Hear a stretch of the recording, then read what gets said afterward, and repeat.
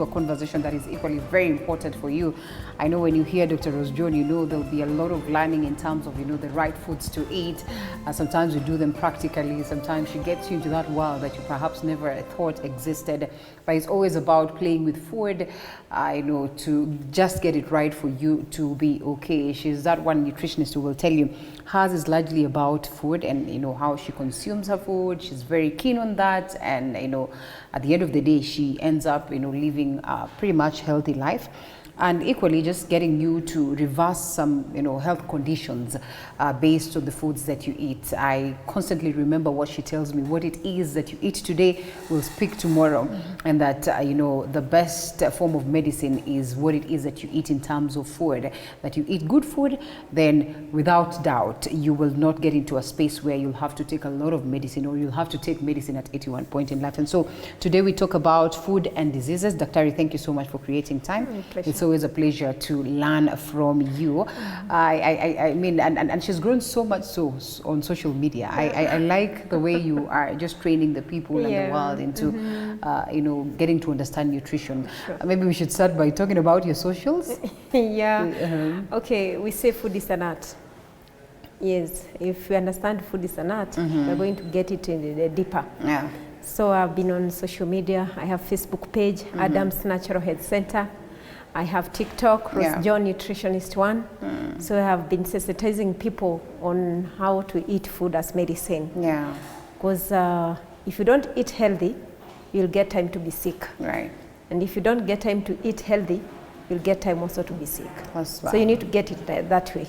There is no shortcut about it. No shortcuts about it. I was looking at her status yesterday, and sometimes the foods that you actually think are not the best, the way she has packaged them, you almost want to savor on them. And so I looked at this, vegetable wrap with some nice avocado and some nice githeri, and I know it really looked beautiful and quite presentable.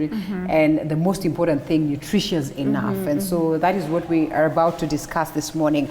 So, Dietary, for those ones that are watching us this morning, perhaps might not understand nutrition and the essence of it, if one wants to run away from diseases, could you please walk us through that before we now get into the nitty-gritty details? Okay, I always talk about our body as a hardwired system, and you are what you eat. And most of the time we say, when the diet is wrong, medicine is of no use. When the diet is right, medicine is of no need. So most of the time you find every time you go for checkup or every time you go back to the doctor, they keep adding more drugs. And that, in the essence, it means that you are not doing better. You are getting worse. So why? Because I always take our body like a garden, especially the blood. It's like a garden. Then we have the cells, which are seeds. So what do you plant in your garden and how do you take care of your garden? So that it can give you harvest what you expect. So that's the same thing with our body. Our body is a hardwired thing that needs to be taken care of. What you plant, what you feed your cells, that is what your cells will come out. And most of the people we talk about calories. When we talk about health, people think only about calories. People think of maybe putting a lot of vegetables on in your plate and eat. But health is broad more than that. So we find that we have what we call body defensive mechanism. When we talk about, or when I talk about food as medicine, I don't just say food is medicine. We take food the same way we do research or biotech on medicine, how we check how is this medicine going to work for a certain kind of a disease. Instead of just looking at one area or one perspective, we look the body as a whole, whereby what is this making the body to be sick. I talk about preventive care. Most of the time I don't talk about curative care, because if we can prevent, we say prevention is better than cure. So if somebody is sick already, we still help. But how can you prevent diseases? What is this which is making you sick? The body is nutrition. The body is food. The food you eat, the ugali you eat, it makes your blood, it makes your tissues, it makes your joints, you see? The kind of food that you eat, it makes you. That's why we say you are what you eat. So if you don't take care of your diet, tomorrow you'll be talking about other things that will not be friendly or that will not be good to you.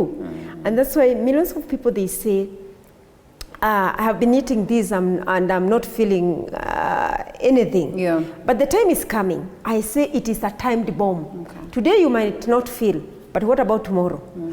When your body is compromising, you are aging, you know? The time is going, your hormones are changing as the time goes by. So that one will affect you. It depends your body defensive mechanism. How strong are they? How can they help you to prevent diseases? Which are these body defensive mechanisms?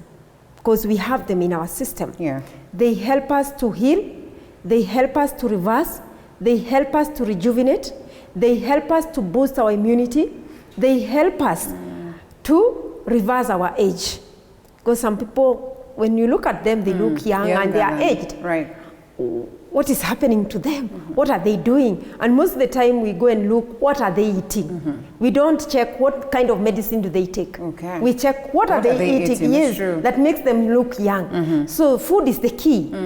I was talking another day with another oncologist, and he said we should eat everything in moderation. Can we eat poison in moderation, surely? Oh, well, and I mean, we always move around saying that we are eating everything in moderation. In moderation, so, and you see, we poison our body slowly but sure. Whatever you sow, you shall reap. Yeah. Even if it is in moderation, one day, one time, the body will react to it. Yeah. And it will tell you enough is enough. Yeah.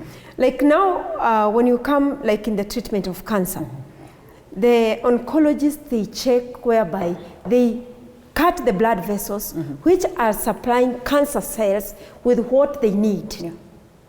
And that's where we come to what we call angiogenesis.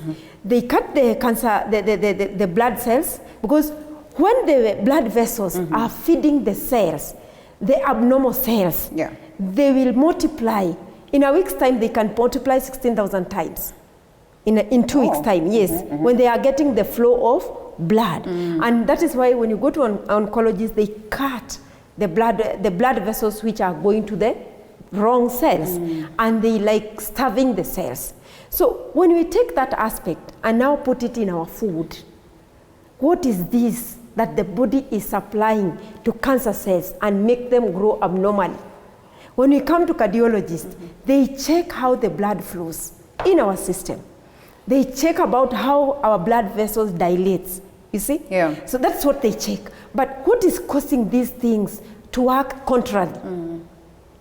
They don't go to that point. They go that now you have a problem, you have high blood pressure, we need to check, we need to stop, or you need to give you something that will help you to lower the blood pressure, but we won't go to the cause that has caused your blood pressure, that caused your stroke, that caused your blood clot. This one is triggered by what you eat every day. And that's why you find those people who live healthy, you'll never get them with a study case of metabolic diseases because they eat the right food. And when I talk to my patient, I've been practicing, this is my 24th year on nutrition. So most of the clients, when they come to me, and especially those people they have what we call chronic degenerative diseases. These chronic degenerative diseases are like cancer, any type of cancer, diabetes, high blood pressure, kidney problem, gastrointestinal problem, like IBS, irritable bowel syndrome, we have colitis, we have ulcers, we have gastritis, hyperacidity. Today we have almost everyone with the H. pylori bacteria. When you go to the hospital, you have gas, is always H. pylori bacteria.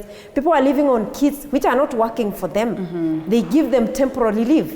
Why? Because at the end of the day, we say you cannot treat any disease unless you establish the cause of the disease. The body is made up of what you eat.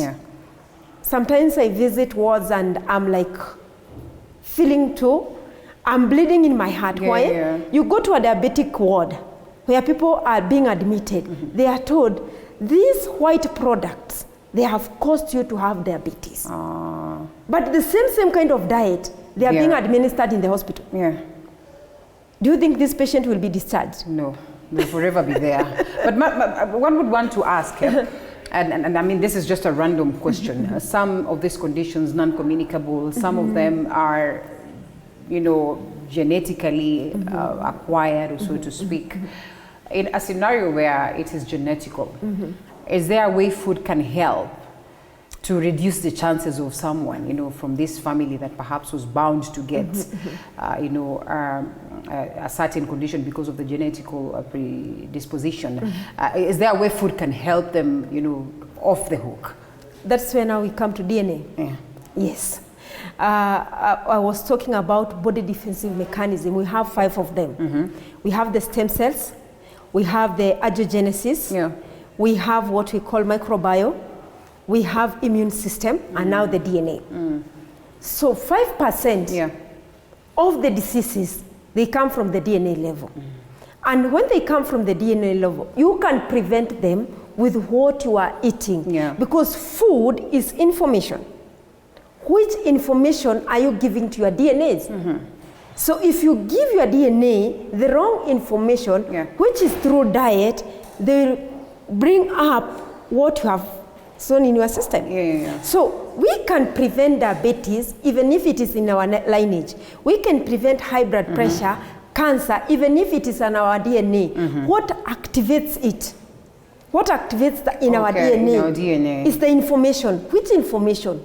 The food that we eat every day. So when we were in school, we were told about telomeres.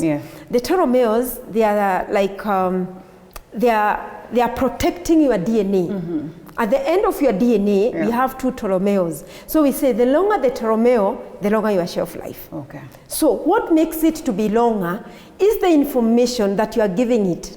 Telomeres are like the shoelace.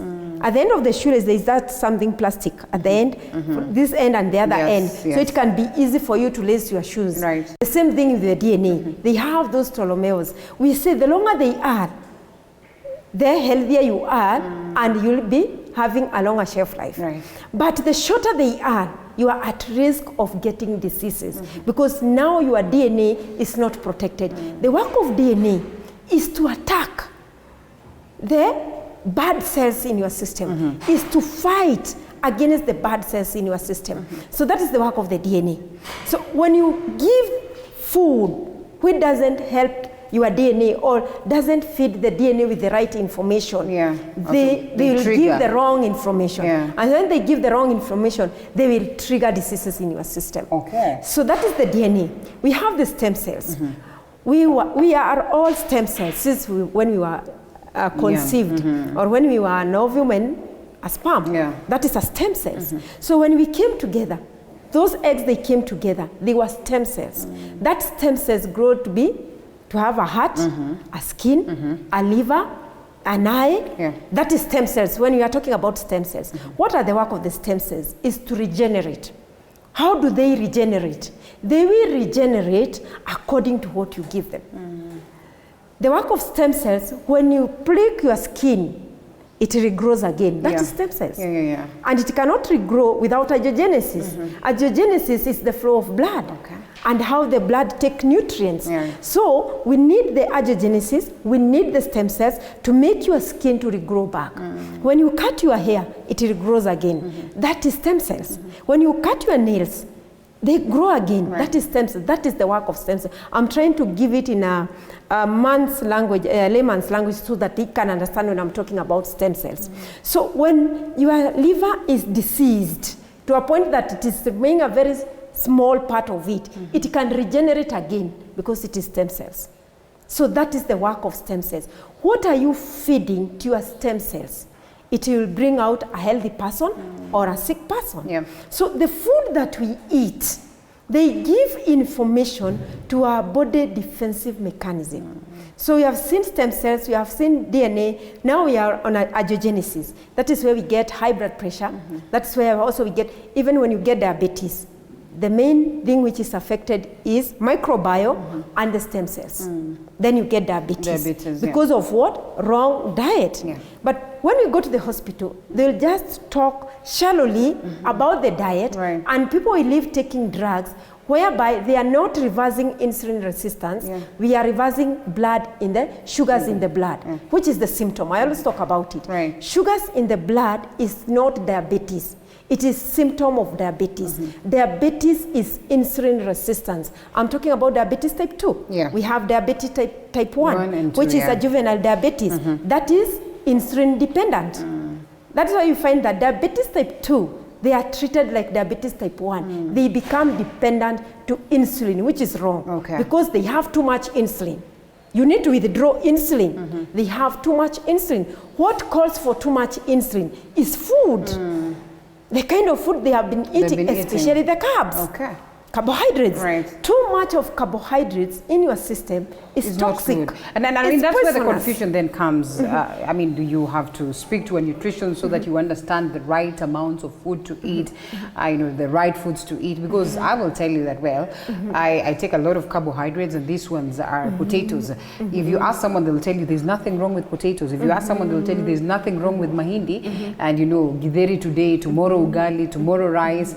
To them, it is okay. So how does one then get to know, to create the balance? And does it vary, you know, from individual to individual? I mean, you see that, like for instance, you say you take a lot, you know, lots of carbohydrates. Perhaps what is a lot for you could be different from me? This is the thing. Carbohydrates, we need them in our body. Yeah. But how do we take them? How do we combine them in our system? And when a person is sick, especially like with diabetes, how much carbohydrates are you supposed to take? And when are you supposed to take the carbohydrates? You see, that is the key. Like now, an athlete, somebody who is doing football, and somebody who is active in life, those people who do hard work, you know, they use energy to work. Most of the people are seated in the offices. And they eat a lot of carbohydrates. They don't have time to burn the calories. That's where the havoc comes in. You don't have time to burn calories, and you are doing too much of carbohydrates. So the body will turn against that carbohydrates, and it will create diseases in our system. But when you are doing exercises, you are burning calories. And sometimes I tell people, you are doing too much of work, you work out, but you burn 500 calories, then when you go to sit down, you eat 1,500 calories. Now what are you doing? What is that? What are you doing? So, and again, what type of carbohydrates are you eating? If you are doing empty calories is whereby refined carbohydrates. Refined carbohydrates, they are dangerous to your microbiome because we have floras, that is friendly bacteria in our gut. They take information out of what you have fed them. So when you feed them the wrong diet, especially the refined carbohydrates, they have a lot of gluten. So what is the work of gluten? The gluten is like glue. It will go and stick at the wall of your stomach. And sometimes they stick to a point that when you do the scan or you do the X-ray, you will see that they don't even have way to absorb nutrients because the colon is stacked with mucilaginous thing, that is gluten from refined foods. Because most of the time we eat refined foods or carbohydrates in a wrong way. Like in the morning, I've seen someone with bread here and tea, which is very wrong. Taking bread and tea. It's as though you saw me. I saw someone with the bread and tea. And now I can imagine what kind of thing that will be created in that stomach. So in the morning, what am I supposed to take? I mean, it's not wrong to take you know, tea. some bread there and tea and... It's wrong. It's not wrong to take tea. You take tea, but separate with your bread. What do you mean? Yes. So ukule mkate kavu ikunyonge? No, you will eat bread with some avocado, lettuce, tomatoes. That is balanced diet. You see, with your beans. Like another day I did my 2 slices of brown bread with beans and some lettuce and avocado and onions and tomatoes. So that one will help this carbohydrate to be digested properly because of fiber, which is in the vegetables. But what fiber do we have in tea? So that one will create glue thing like, even if you take tea and bread and stir them together, there will be that gluing-like. Okay. That gluing-like is very dangerous, and that is why you see millions of people, they are suffering from acid reflux. Yeah. Because that combination will create acid. Okay. So when it creates acid, the body will respond that there is too much of acid in the system. Do something. Instead of doing something, you go for antacids. Antacids, they will dilute, they will balance the pH of this fluid which is coming out of putrefying food in your colon. So it will balance the pH to 7.5 to 6.5, but it won't remove the putrefaction thing in your colon. So it will be there. When you are done, after 3 hours, you find that you are feeling again the acid reflux. Every time you go from this hospital to another, trying to look what is happening, you do endoscopy, you do colonoscopy, you do scans, but they don't get the solution. Why? They give you medicine, you go back, you still take poison. Yes, you cannot treat any disease unless you establish the cause of the disease. You cannot open a tap of water here and you are wiping here to dry. It's not possible. It's not possible. So you have to close the tap, you wipe out water. Yeah. It's not wrong to take medicine, but how can you take medicine and when you go back at home, you are still eating the cause of the disease? And that's why millions of people, they are sick today. They are walking with the drugs, they are walking pharmacy in the roads. You know. Why? The diet is wrong.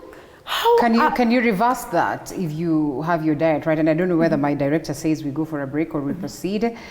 He will instruct shortly. But I mean, when you speak about people, you know, being walking pharmacists, one would be tempted to ask. It's fine. You could have got into that space maybe out of ignorance, out of being directed to that direction by the medics and all that. Can that be reversed totally? Just based on you getting your diet right? I always say this, if you can eat food, even cancer in stage 4, even when you are 90 years old, it can be reversible. Is it? Yes. Good food, the right food, balanced you work diet. out, you make sure you sleep early, the right hours, you drink water at the right time, in the right way. Any disease in our body is reversible. Isn't it a lot of work then, Dietary? Do we set up a calendar somewhere so that we're reminded of what it is that we're supposed to do?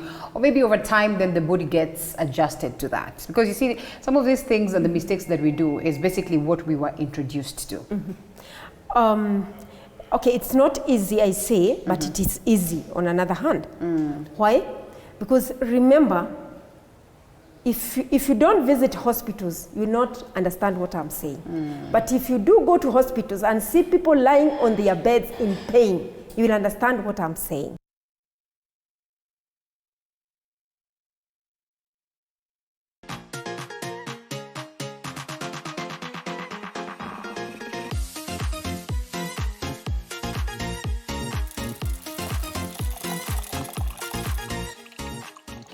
You are watching TV 47, the home of untold stories.